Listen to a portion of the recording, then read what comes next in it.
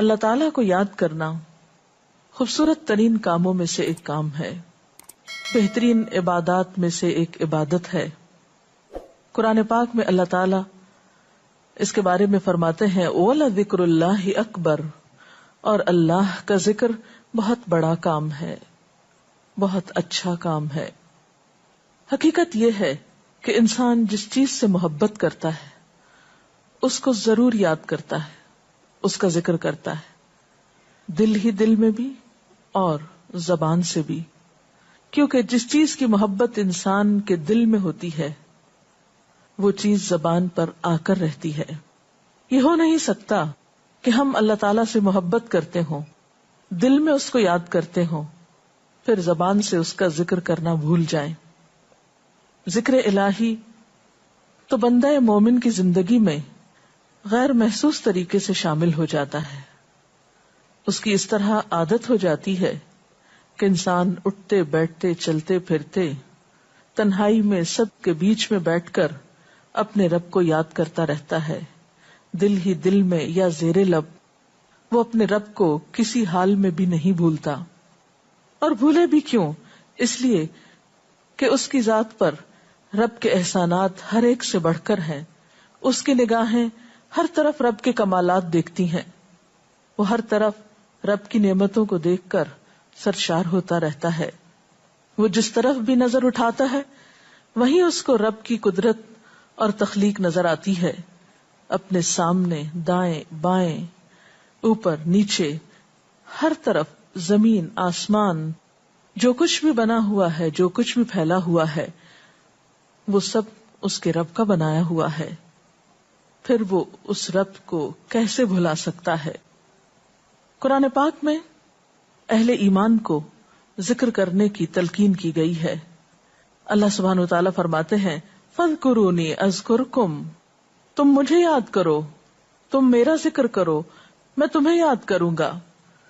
ایک اور جگہ پر فرمایا وَاذْكُرْ رَبَّكَ فِي نَفْسِكَ تَضَرُّعًا وَخِيفَةً وَدُونَ الْجَهْرِ مِنَ الْقَوْلِ بِالْغُدُوِّ وَالْآصَالِ وَلَا تَكُن مِّنَ الْغَافِلِينَ، اور اپنے پروردگار کو دل ہی دل میں عاجزی اور خوف کے ساتھ اور آہستہ آواز سے صبح و شام یاد کرتے رہو، اور دیکھنا غافل نہ ہونا، یعنی رب کی یاد سے کبھی بھی غفلت اختیار نہ کرنا۔ ایک اور جگہ پر فرمایا وَاذْكُرُوا اللَّهَ كَثِيرًا لَعَلَّكُمْ تُفْلِحُونَ، اور اللہ کا ذکر کرو کثرت کے ساتھ، بہت زیادہ۔ کیوں؟ لعلکم تفلحون، تاکہ تم فلاح پاؤ، کامیاب ہو جاؤ۔ اس سے پتہ چلتا ہے کہ اللہ تعالیٰ کو یاد کرنا کامیابی کی علامت ہے، اللہ کے ذکر میں کامیابی کی ضمانت ہے۔ مومن مردوں اور عورتوں کی صفت قرآن پاک میں یہی بیان کی گئی ہے کہ وہ بہت زیادہ اللہ کا ذکر کرنے والے ہوتے ہیں۔ سورۃ الاحزاب میں آتا ہے وَالذَّاكِرِينَ اللَّهَ كَثِيرًا وَالذَّاكِرَاتِ، اور اللہ کا ذکر کرنے والے مرد اور اللہ کا ذکر کرنے والی عورتیں جو کثرت سے اللہ کا ذکر کرتے ہیں۔ کثیرن اعد اللہ لہم مغفرۃ واجرا عظیما، اللہ نے ان کے لیے بخشش اور بہت بڑے اجر کا وعدہ کر رکھا ہے۔ اور پھر یہ کہ ذکر کرنے کے لیے کوئی خاص وقت مقرر نہیں، انسان ہر حال میں ذکر کر سکتا ہے، ہر وقت میں ذکر کر سکتا ہے۔ نبی صلی اللہ علیہ وسلم کے بارے میں آتا ہے کان یذکر اللہ فی کل احیانہ، آپ ہر وقت میں، یعنی ہر قسم کے وقت میں، دن میں یا رات میں، صبح میں یا شام میں اللہ کا ذکر کیا کرتے تھے۔ حدیث پاک میں آتا ہے، حضرت ابو موسیٰ اشعری سے روایت ہے مثل الذی یذکر ربہ والذی لا یذکرہ مثل الحی والمیت، رواہ البخاری۔ آپ صلی اللہ علیہ وسلم نے فرمایا اس شخص کی مثال جو اپنے رب کا ذکر کرتا ہے زندہ انسان کی طرح ہے، اور اس کی مثال جو اپنے رب کا ذکر نہیں کرتا مردہ شخص کی طرح ہے۔ گویا ذکر کرنے والا اور نہ کرنے والا، ان دونوں کے درمیان اتنا ہی فرق ہے جتنا ایک زندہ اور مردہ انسان میں فرق ہوتا ہے۔ اور یہ فرق کتنا بڑا ہے، یعنی انسان تو وہی ہوتا ہے، لیکن زندہ انسان میں اور مردہ انسان میں زندگی اور موت کا فرق ہے۔ بالکل اسی طرح جو شخص اپنے رب کو یاد کرتا ہے، اس کا ذکر کرتا ہے، اس کے اندر ایک زندگی ہے، اس کے اندر ایک خاص خوشی ہوتی، اطمینان ہوتا ہے، اور وہ جو نہیں کرتا اس کا دل مردہ ہوتا ہے، اس کے اندر زندگی کی کوئی امنگ نہیں ہوتی۔ ایک اور حدیث میں آتا ہے، نبی صلی اللہ علیہ وسلم نے فرمایا، اللہ تعالیٰ فرماتا ہے میں اپنے بندے کے خیال کے مطابق ہوتا ہوں یا خیال کے ساتھ ہوتا ہوں، جو خیال وہ میرے بارے میں رکھتا ہے میں اسی کے مطابق اس کے ساتھ معاملہ کرتا ہوں، اور میں اس کے ساتھ ہوتا ہوں جب وہ مجھے یاد کرتا ہے۔ گویا ذکر کرنے والے اللہ کی مدد کے مستحق ہوتے ہیں، یعنی اللہ ایسے بندوں کے ساتھ ہوتا ہے جو ذکر کرتے رہتے ہیں۔ اگر وہ مجھ کو اپنے دل میں یاد کرتا ہے تو میں بھی اس کو اپنے دل میں یاد کرتا ہوں، اور اگر وہ مجھے کسی جماعت میں بیٹھ کے یعنی کسی گروپ میں یعنی پبلک میں بیٹھ کے یاد کرتا ہے تو میں اس کو اس سے بہتر جماعت میں یاد کرتا ہوں، یعنی فرشتوں کی جماعت میں یاد کرتا ہوں۔ تو گویا فاذکرونی اذکرکم، تم مجھے یاد رکھو میں تمہیں یاد رکھوں گا۔ تو جو شخص بھی یہ چاہتا ہو کہ اللہ تعالیٰ اس کو یاد رکھے، اس کی مشکل میں اس کی مدد کرے، تو اس کے لیے کیا ضروری ہے کہ پھر وہ ذکر کرتا رہے۔ اور ذکر تمام عبادات کو خوبصورت بناتا ہے۔ مثلا روزہ رکھنا ایک عبادت ہے، لیکن جس روزے میں ذکر الہی ہو اس کا اجر و ثواب کئی گنا بڑھ جائے گا۔ حج ایک عبادت ہے بذات خود، حج کا سفر ایک عبادت ہے، لیکن اس سفر میں انسان اگر ذکر الہی کرتا رہے تو اسی حج کا ثواب کئی گنا بڑھ جائے گا۔ اور نماز تو سراسر ہے ہی اللہ کی یاد کا نام، اقم الصلاۃ لذکری، نماز قائم کرو میری یاد کے لیے۔ اللہ کے ذکر کا بہترین طریقہ ہے۔ ایک اور موقع پر آپ صلی اللہ علیہ وسلم سے جب یہ پوچھا گیا کہ سب سے اچھی نماز کس کی، سب سے اچھا روزہ کس کا، سب سے اچھا حج کس کا، سب سے اچھا مجاہد کون، تو آپ صلی اللہ علیہ وسلم نے ہر بار یہی جواب دیا کہ جو اپنے ان کاموں میں ذکر الہی کثرت کے ساتھ کرے۔ اور ذکر کرنے والے ہر میدان میں آگے نکل جاتے ہیں۔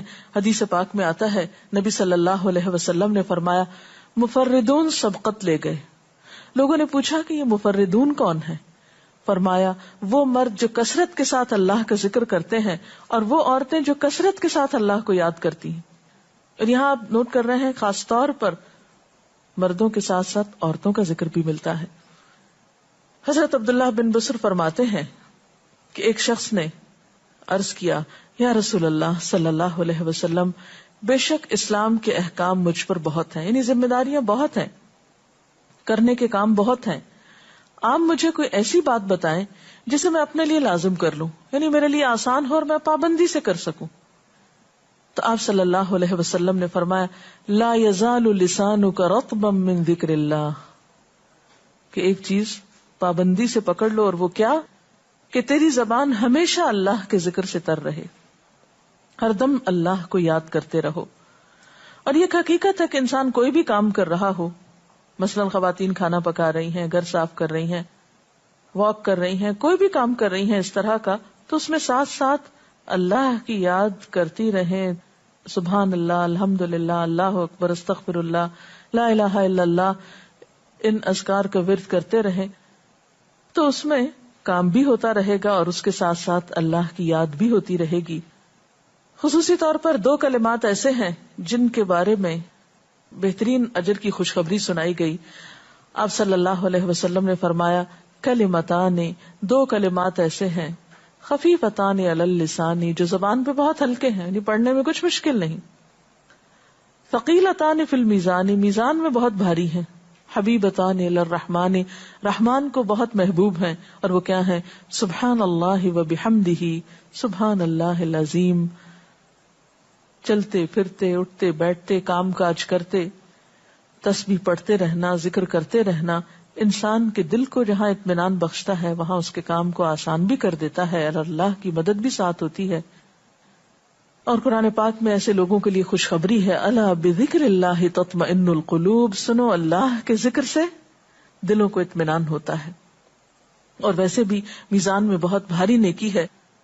ایک حدیث میں آتا ہے کہ رسول اللہ صلی اللہ علیہ وسلم نے لوگوں سے پوچھا کیا میں تمہیں نہ بتاؤں کہ تمہارے اعمال میں سب سے اچھا عمل، سب سے پاکیزہ اور تمہارے درجات کو سب سے زیادہ بڑھانے والا، اور جو تمہارے لیے سونے چاندی کے خرچ کرنے سے زیادہ بہتر ہو، اور اس سے بھی بہتر ہو کہ تم اپنے دشمنوں سے ملو، ان کی گردنیں تم مارو اور وہ تمہاری گردنیں مارے، تو کیا ایسا عمل نہ تمہیں بتاؤں؟ صحابہ نے عرض کیا، ضرور یا رسول اللہ صلی اللہ علیہ وسلم، ہمیں ایسا عمل بتائیے۔ تو آپ نے فرمایا وہ اللہ کا ذکر ہے، یعنی تمام اعمال میں وہ سبقت لے جاتا ہے۔